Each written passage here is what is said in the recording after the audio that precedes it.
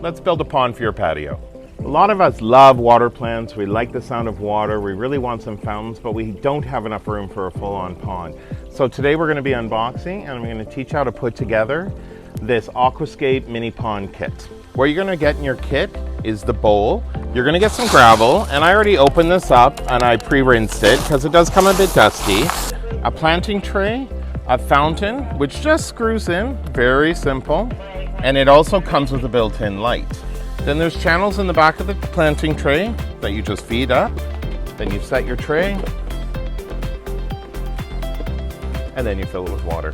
This is upright water clover. So it's a floating water clover. It's Houtonia chameleon plant, and you get all those great colors. The more sun it's in, the better the color.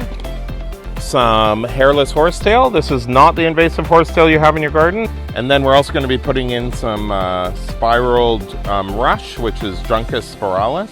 And for the drama, we're going to add this Calicacia blue Hawaii.